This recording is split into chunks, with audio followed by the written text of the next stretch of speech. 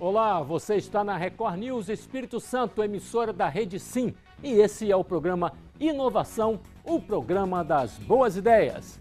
No programa de hoje, o nosso assunto são os robôs e vamos tratar desse tema sobre vários ângulos. Vamos falar sobre robôs industriais, sobre robôs humanoides e sobre os torneios de robótica que vão se espalhando por muitos lugares. Nossos convidados são a professora do Departamento de Informática da UFES, Roberta Gomes, e o aluno Daniel Cardoso.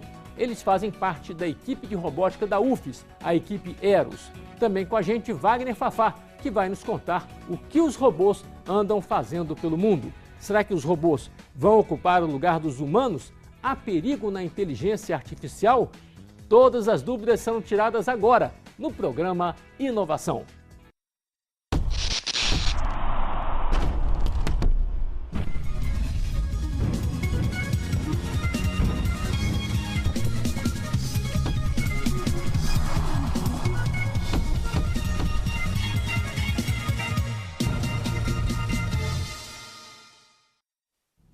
De acordo com a Federação Internacional de Robótica, foram vendidos aproximadamente 225 mil robôs industriais no ano passado em todo o mundo. Aqui no Brasil existem mais de 10 mil robôs em atividade e esse número deve chegar a 18 mil dentro de 2 anos. Aqui no estúdio temos nossos convidados, todos humanos, além de 2 robôs que nós vamos mostrar daqui a pouquinho com mais detalhes, robôs que participarão de um torneio de robótica que começa amanhã. Seja bem-vindo a professora Roberta, seja bem-vindo Daniel, Wagner Fafá.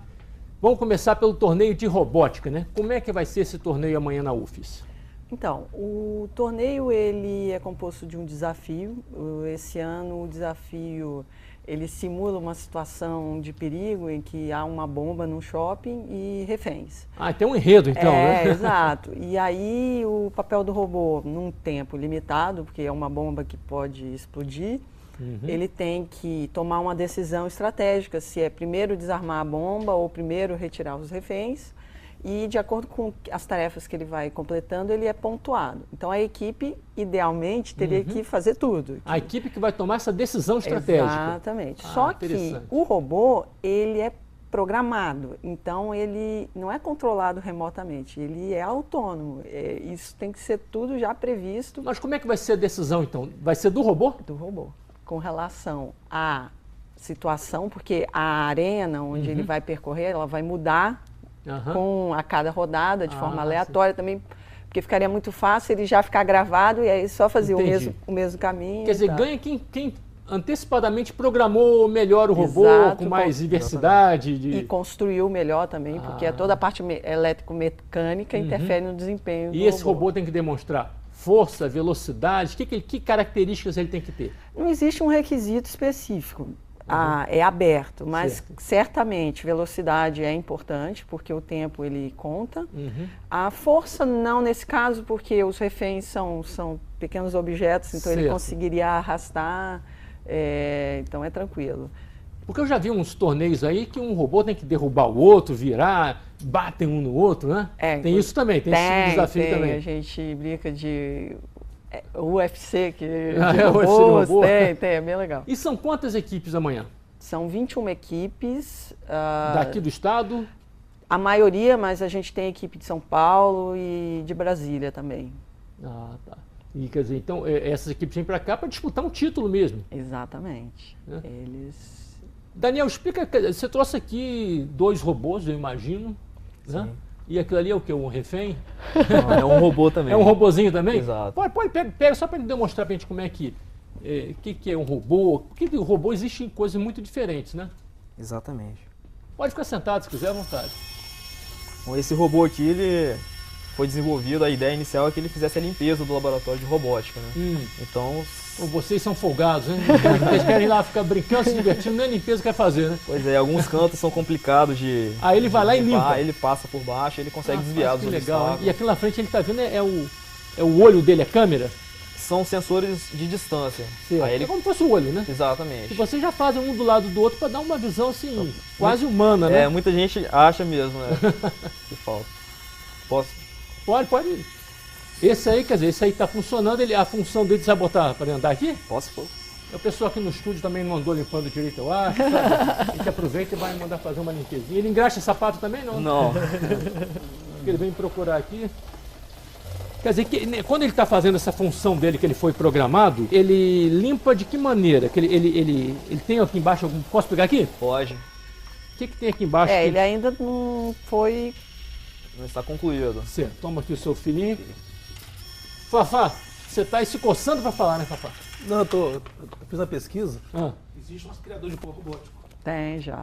Sim, que tem no mercado, você solta. O princípio deve ser parecido, né? É um E robozinho também. é o mais vendido no mundo, o robô doméstico mais vendido no mundo. A pessoa fica lá vendo televisão, deixa o aspirador sozinho fazendo a limpeza. O aspirador faz a limpeza. E esse outro aqui com cara de trator? Então, esse robô Esse é o que vai para competição em competição. outubro. Então isso aí não pode mexendo agora não, porque tem os segredos dele. Ele está calibrado para funcionar na arena, né? Então o ambiente é diferente daqui, as cores. Mas ele tem que pegar cubos e ele utiliza essas garras para estar pegando os cubos. E Isso tudo é montado? tudo. A boa parte dele foi impresso no laboratório na impressora 3D. Ah, tá. Bacana, hein? Você vê, para não criar um objeto de alta tecnologia, você usa um outro objeto de alta tecnologia também. Né? Exatamente. E o desafio consiste em levar os cubos para uma outra plataforma. Ele atravessa a piscina e a complexidade desse robô em si está na identificação do cubo, que precisa de processamento de E imagem. aquele último ali? E esse é do futebol de robô. É uma outra parte da equipe que cuida de uma competição chamada Very Small, que ela é um futebol de robô. São 2 times, né, de 3 robôs cada, e eles ficam numa arena, são autônomos. O que vocês aprendem? A professora está aí, mas finge que ela não está. O que vocês aprendem nessas aulas? Além da diversão, né? Mas o que vocês tiram desse aprendizado aí? Nossa, bastante coisa, principalmente na parte de automação. Né? Muitos processos nas empresas ou dentro da sua própria casa, a gente já tem uma facilidade muito grande de... Você desenvolve os princípios, né? Exatamente, para estar automatizando o processo, seja de deixar a sua casa inteligente, para quando você chegar já diminuir a temperatura do ar-condicionado, coisas Internet assim. das coisas. É a internet das coisas, né? Quer Exatamente. dizer, se botar... A professora fica toda satisfeita, né? Vendo o aluno dando essa...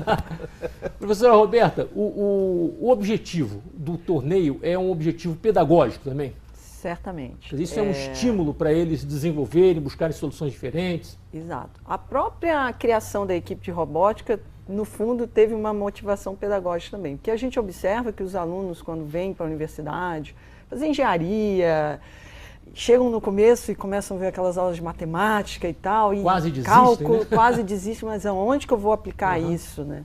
Faltava um projeto que envolvesse esses alunos de forma prática, de forma integrada. Você vê, aqui eu uso isso, aqui eu uso aquilo, e isso é muito motivador para os meninos. E para quem vive falando por aí que não gosta de matemática, aqui é matemática pura, né? Pura, pura. Matemática, física, eletrônica, e aí a cadeia vai. E a equipe, quando foi formada, sentia essa necessidade de realizar internamente, na UFES, ou aberto aqui à região, um torneio para motivar mais pessoas, mais alunos a entrarem para essa área, que é muito encantadora, né? Ver várias disciplinas sendo aplicadas. Quer dizer, o aspecto lúdico, né? Da diversão, tal, vai levando ao aprendizado, ao desenvolvimento e a criação de produtos inovadores, né? Exatamente. Como faz um aspirador de pó, e naturalmente nasce de experimentos, né? Exato. Não nasce pronto um aspirador, né? Exatamente. E aí, com isso, eles fizeram 2 anos atrás o primeiro torneio, foi bem legal também. E a gente, pessoal, acho que a gente tem que continuar, tentar fazer isso de forma periódica. Esse ano é a 2ª edição do torneio. Bacana, parabéns. Essa conversa prossegue no próximo bloco, onde também vamos conversar, entre outras coisas, sobre essa imagem que nós vamos ver aí na tela. Uma imagem que rodou o mundo nas últimas semanas.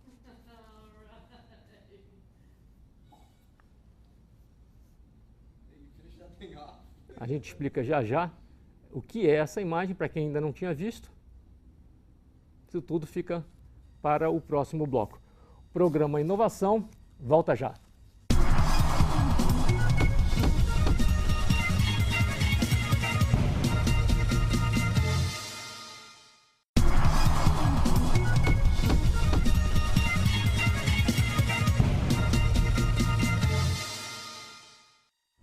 Já estamos de volta com o programa Inovação aqui pela Record News.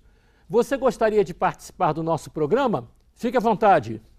Você pode participar do programa pelo e-mail inovação@recordnewses.com.br, pelo facebook.com/recordnewses, pelo twitter.com/recordnewses, pelo WhatsApp 027 99927 6943 ou pelo telefone da nossa redação 027 34 34 57 23.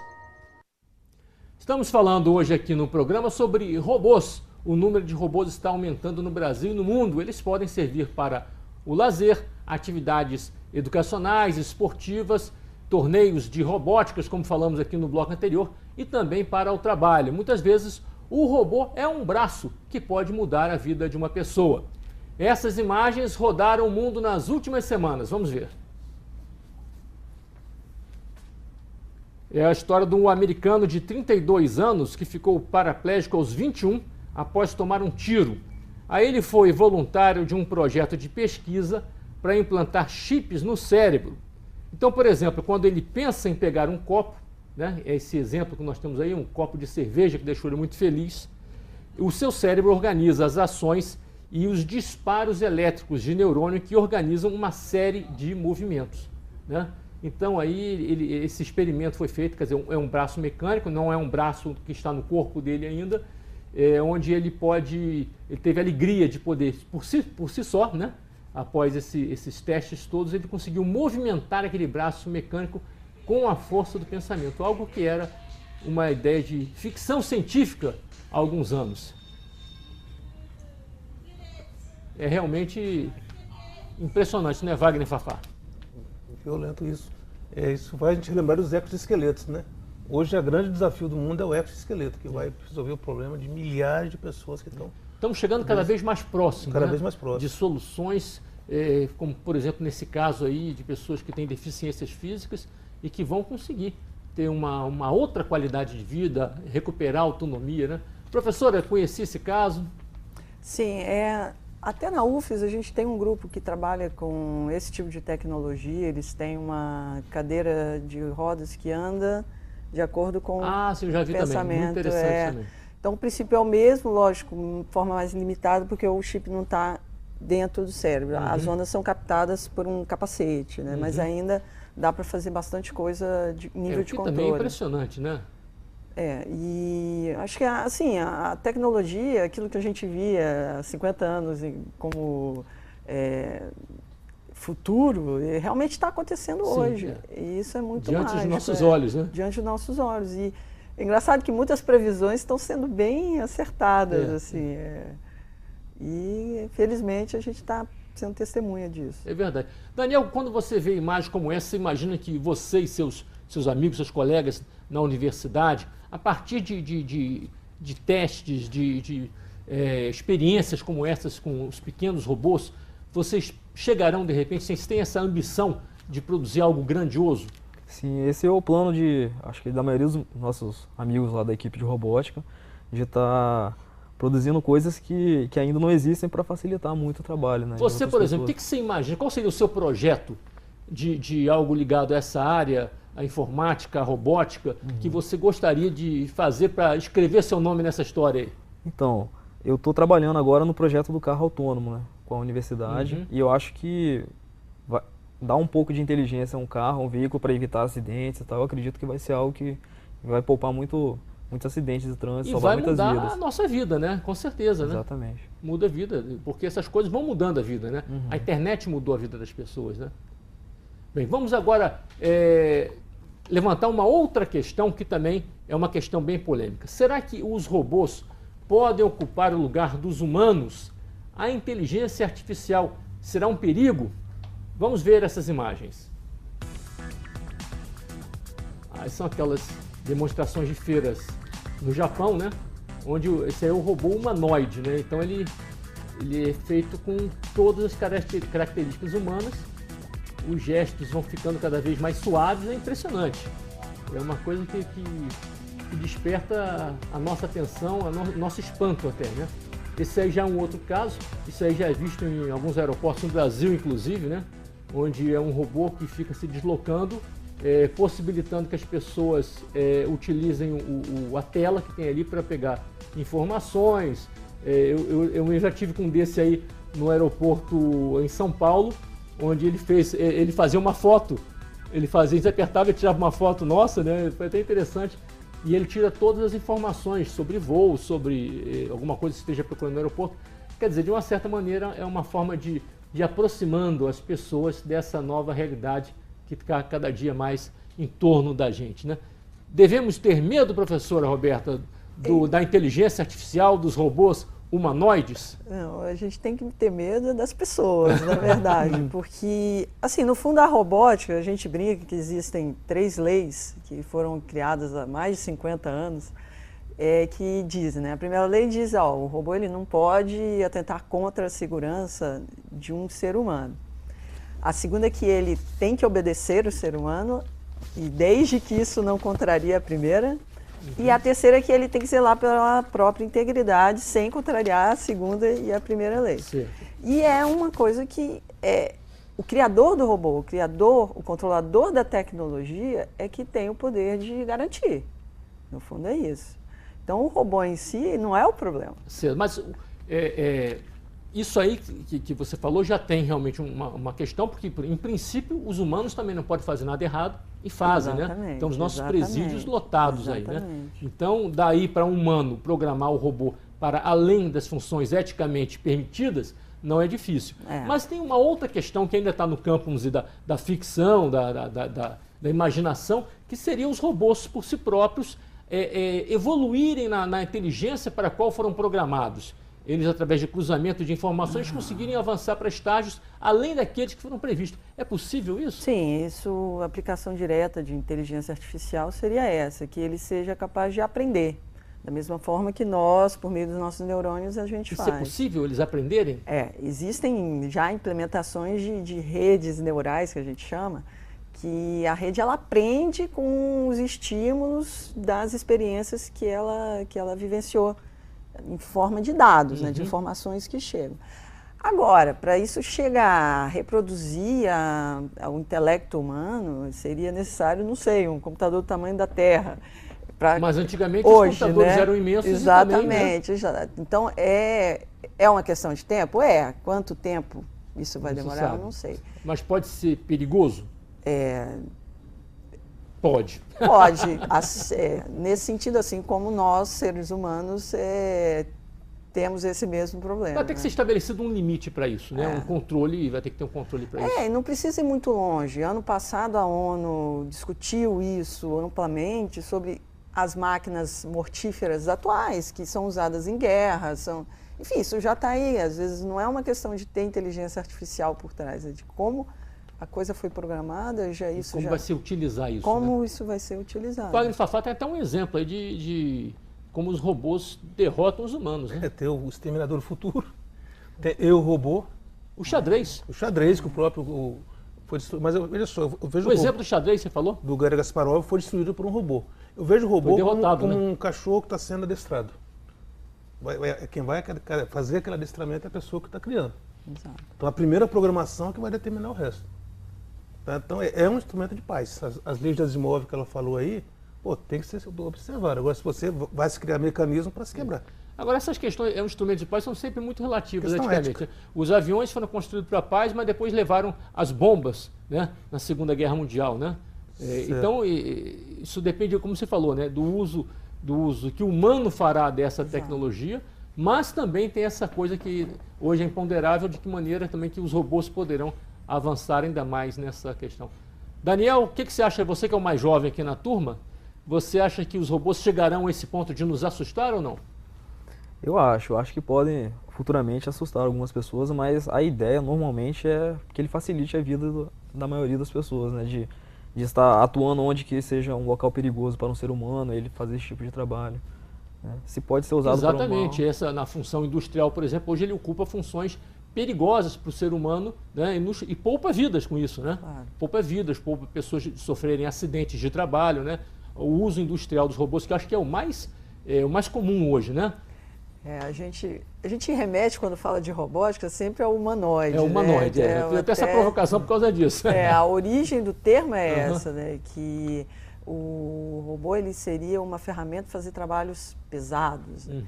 Mas, na verdade, a maior parte dos robôs são robôs industriais e que trabalham... Desempenham uma função, né? Específica e, por exemplo, por perigo ou por precisão. A gente vê cirurgias são realizadas por meio de robôs, justamente por causa da precisão que esse braço é capaz de ter e tal. E que o humano nunca terá igual, né? Exato, exatamente. Ok, gente, vamos para o nosso último intervalo e no próximo bloco tem o Momento do Inventor, com curiosidades e novidades que podem melhorar a vida das pessoas que dependem de uma cadeira de rodas, por exemplo. É um instante só, programa Inovação, volta já.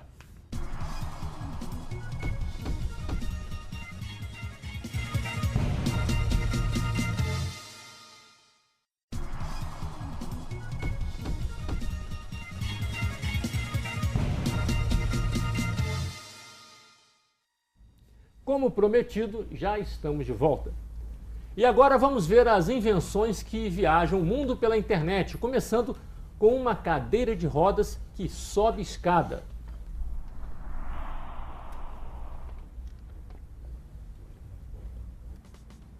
É a questão do cadeirante em alguns locais onde não tem acessibilidade. Então essa cadeira de rodas aí permite a pessoa se deslocar em qualquer ambiente. Quer dizer, nesse caso não precisa daquelas rampas que os prédios, as lojas estão construindo, né? E tem que se verificar que não é só uma cadeira de roda. É um equipamento para facilitar a vida da pessoa. Uma série de movimentos, perder né? os movimentos por algum motivo, de acidente ou problema. Então se a pessoa passa a estar apta, ó. Pode pegar um livro, pode se movimentar. Tem autonomia, né? Passa a ter autonomia. Passa a ter autonomia, pode dirigir o carro, não depende mais de ninguém para estar acessando o carro. A própria cadeira de roda está dentro do... Muito interessante, a gente de vez em quando mostra alguma coisa nessa linha, né, Fafá? Como é que essas coisas têm evoluído muito. Bem, além de subir escadas e todas essas atividades que a gente viu aí, o deficiente quiser dar uma passeada pela cidade na sua própria cadeira de rodas, não haverá dificuldades. Vamos ver.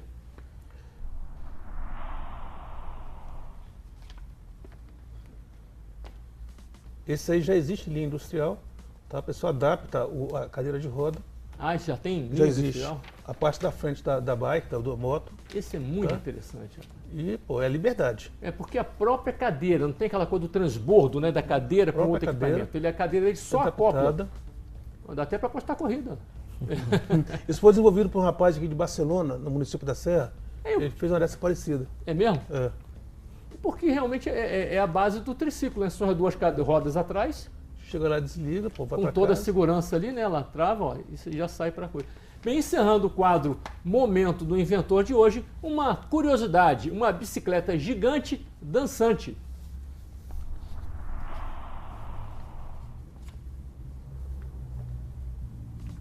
Isso aí até onde vai a nossa criatividade, né? Isso é bom para umas feiras de eventos, para fazer uma graça, né? Eventos, chamar atenção.